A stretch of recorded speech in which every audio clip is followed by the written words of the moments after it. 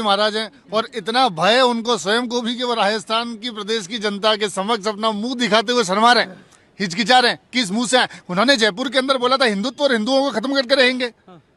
ये उनकी भावना है, ये उनकी भावना है। मैं आपको बता दूं, मैं वकील हूं यहाँ पे, आप नो डाउट आप कोर्ट में आए तो जोधपुर में कुछ दिन पहले एक घटना हुई थी।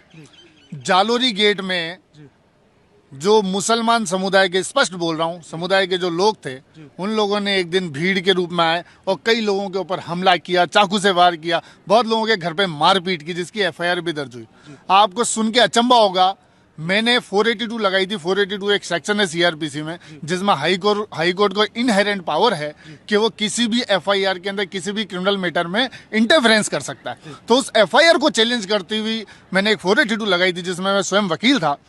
आप सुन के अचंभित करेंगे, उन्होंने फेक हिंदुओं के नाम उस एफआईआर में लिखे। क्यों लिखे? सिर्फ तुष्टीकरण की राजनीति के लिए। क्या ये स्थिति है राजस्थान के अंदर अशोक गहलोत ने बना रखी है? तुष्टीकरण की राजनीति के लिए उन्होंने हिंदुओं के नाम उस एफआईआर में लिखे। और आप बिलीव नहीं करोगे, मैंने सीसीटीवी फुटेज और कुछ एविडेंस उसके साथ लगाई। एक 3-4 सोनी भाई थे, अलग अलग परिवारों से थे। वो अपने परिवार के अंदर बता रहे हैं, दुकान में बता रहे हैं कि देखो साहब, थानेदार बैठा हुआ है, एसएचओ बैठा हुआ, उसको बता रहे हैं अपने दुकान की सीसीटीवी कैमरे में, चूंकि वो सुनारों का एरिया था। तो खास बात ये थी, उनके बाहर भी कैमरे होते हैं और अंदर भी कैमरे होते हैं। तो जो भी घटना वहां हुई थी वो सारी सीसीटीवी कैमरे में अपने आप रिकॉर्ड हो गई थी।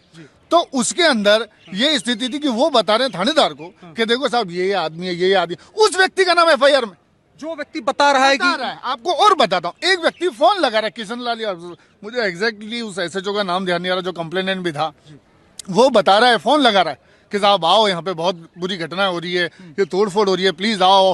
कंटिन्यूसली फोन लगा रहा है उसको भी एक्यूज बना दिया। एक वकील साहब उनकी किसी की मदद कर रहे हैं, उसको एक्यूज बना दिया।